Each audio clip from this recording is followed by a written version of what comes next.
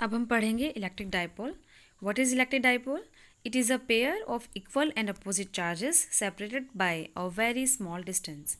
यानी कि दो चार्जेस होंगे हमारे पास, एक प्लस एक माइनस, अपोजिट होंगे और दोनों का मैग्नीट्यूड क्या होगा, सेम होगा, और दोनों के बीच में डिस्टेंस बहुत स्मॉल होगी. तो उस पेयर को हम बोलेंगे electric dipole. The electric field produced by a dipole is known as dipole field. और जो उसके चारों तरफ जो इलेक्ट्रिक फील्ड होगी उसको हम बोलेंगे electric dipole field. Electric dipole moment is a vector quantity used to measure the strength of an electric dipole. और उस इलेक्ट्रिक डाइपोल की जो स्ट्रेंथ होगी उस स्ट्रेंथ को बोलेंगे इलेक्ट्रिक डाइपोल मोमेंट. और वो क्या होगा, एक वेक्टर क्वांटिटी होगी. Let suppose there is a minus Q charge और सेम मैग्नीट्यूड का लेकिन अपोजिट पोलरिटी का एक और चार्ज प्लस क्यू, और डिस्टेंस दोनों के बीच में हमने मान ली 2L. ठीक है, तो 2L, तो जो ये पेयर हो गया, ये पेयर कराया हमारा इलेक्ट्रिक डाइपोल. और जो P वेक्टर है, ये P वेक्टर रिप्रेजेंट करता है इलेक्ट्रिक डाइपोल मोमेंट.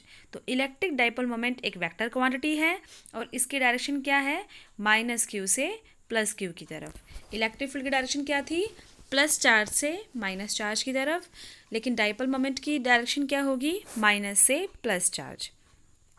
और डाइपोल मोमेंट का जो फॉर्मूला है वो क्या होगा, क्यू. क्यू क्या है, चार्ज इनटू में 2L. 2L is the length between the minus Q and plus Q. The magnitude of electric dipole moment is the product of magnitude of either charge and the distance between the two charges. तो आप किसी भी एक charge से multiply करेंगे, distance से multiply करेंगे, तो आपके पास क्या आ जाएगा, dipole moment. Direction is from negative to positive charge. SI unit of P, आप इसकी SI यूनिट फाइंड कर सकते हैं. चार्ज की SI यूनिट कूलम. और 2L is the distance, distance की SI यूनिट मीटर, तो यूनिट क्या हो गई, coulomb metre. Note, an ideal dipole is the dipole in which charge becomes larger and larger and the separation becomes smaller and smaller. यानी कि charge का magnitude जो है वो बहुत ज़्यादा होगा लेकिन डिस्टेंस दोनों के बीच में कम से कम होगी. अब हम नया टॉपिक पढ़ेंगे, electric field intensity due to an electric dipole. तो at a point on axial line, हमने कोई पॉइंट पे फील्ड फाइंड करनी है और वो पॉइंट कहाँ होगा, एक्सियल लाइन पे. मान लीजिए एक माइनस क्यू चार्ज है, एक प्लस क्यू चार्ज है, और उनके बीच में जो डाइपोल मोमेंट है उसकी डायरेक्शन मैंने अभी आपको बताया, नेगेटिव से पॉजिटिव. ठीक है, माइनस क्यू कहाँ रखा हुआ है, ए पर, प्लस क्यू कहाँ रखा है, बी पर, और दोनों के बीच का मिड पॉइंट क्या है, ओ. और अभी हमने बताया कि ए से बी तक जो डिस्टेंस होगी वो क्या होगी, 2L. तो ए टू ओ क्या हो गया, L, और ओ बी क्या हो गया, L. अब हमने एक P पॉइंट ले लिया. ये P पॉइंट कहाँ है, एक्सियल लाइन पे. एक्सियल लाइन का मतलब है कि हमने जो ये डाइपोल लिया था इसके साथ इसी के ऊपर लाइन पे हमें कहीं पर एक पॉइंट कंसिडर करना है, तो ये पॉइंट एक्सियल लाइन होगा. ये पॉइंट यहाँ भी हो सकता है, ये पॉइंट इधर भी फाइंड कर सकते हैं, इधर भी कर सकते हैं.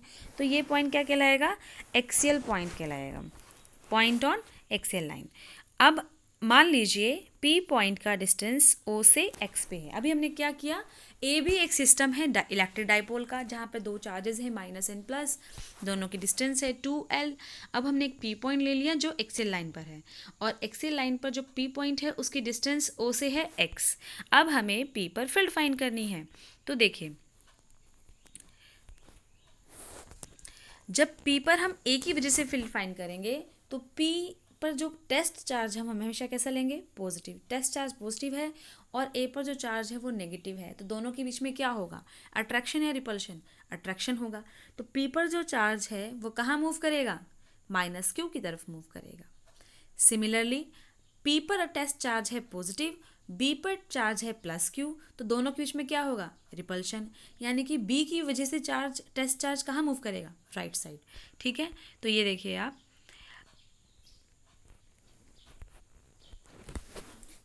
ए पर जो चार्ज है वो नेगेटिव है, उसकी वजह से वो P पॉइंट को लेफ्ट साइड अट्रैक्ट कर रहा है. इसीलिए हमने ए की वजह से जो इलेक्ट्रिक फील्ड है उसको नाम दिया है EA और डायरेक्शन उसकी बताई है left.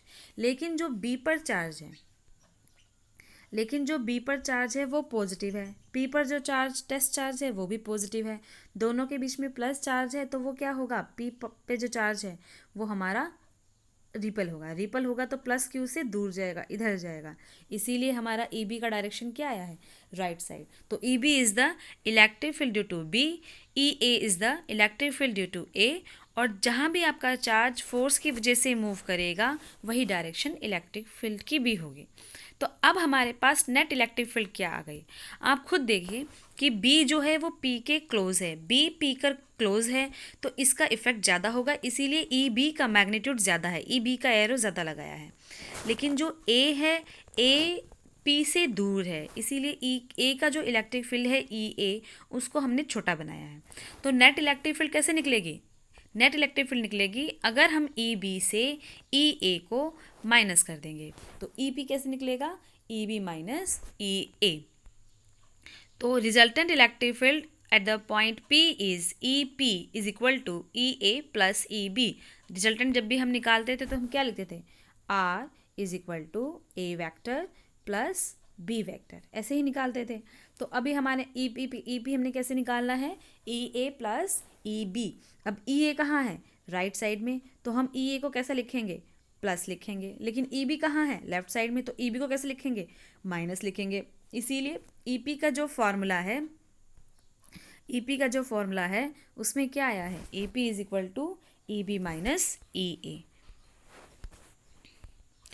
The vector E A and E B are collinear and opposite.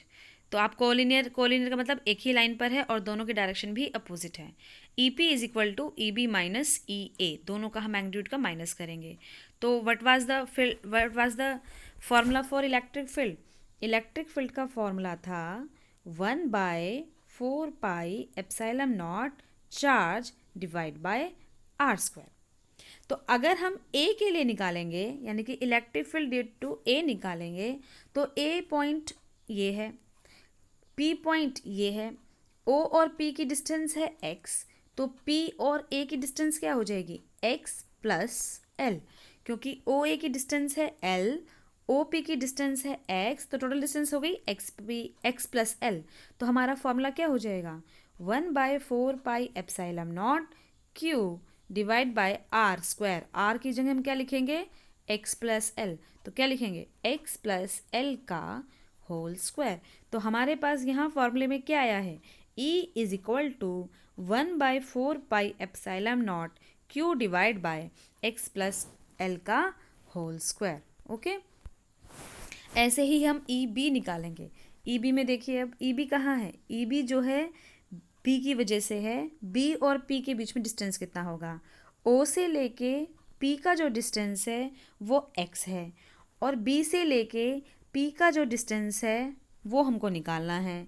B से लेके ओ का डिस्टेंस एल है, टोटल डिस्टेंस है एक्स, इतना डिस्टेंस है एल, तो बाकी डिस्टेंस कितना बचा, x minus L.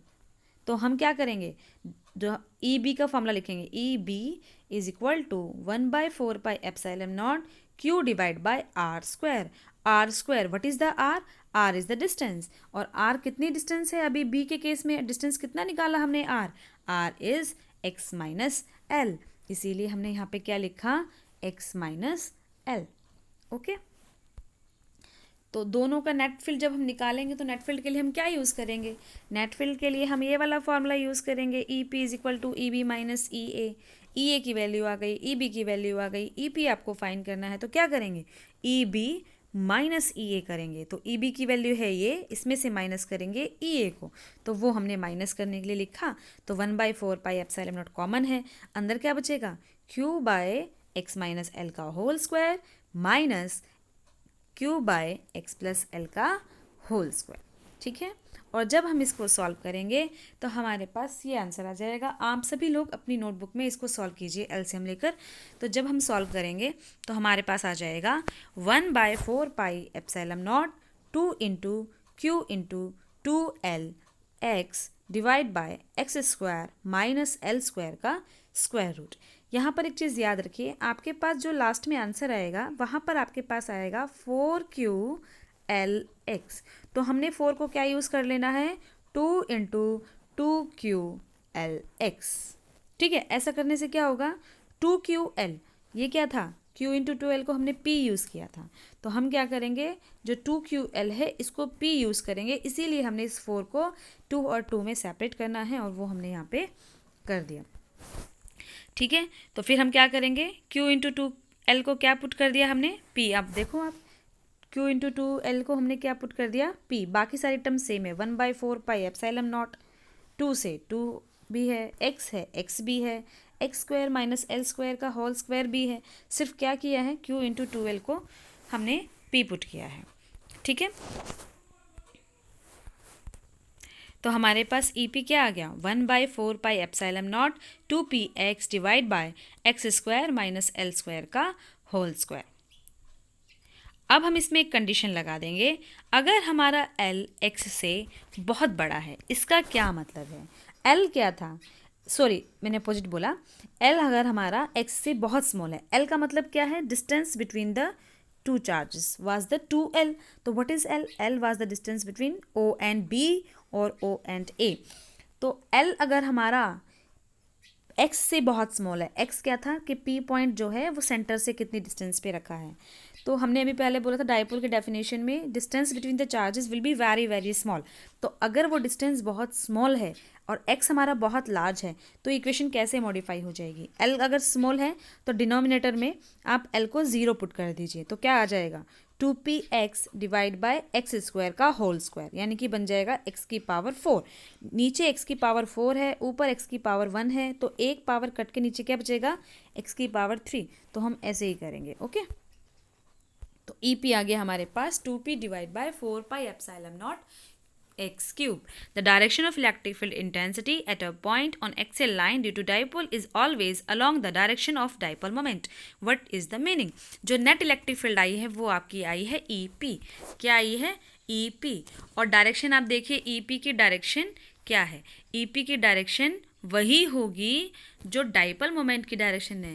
Dipole moment आपका राइट साइड जा रहा है और EP क्या है, EP भी आपका राइट साइड जाएगा। क्यों जाएगा राइट साइड, क्योंकि EB में से EA माइनस करने के बाद EP आ रहा है, EB ग्रेटर है और EB की डायरेक्शन राइट साइड है, इसीलिए EP की वैल्यू की डायरेक्शन भी राइट साइड आएगी। ओके।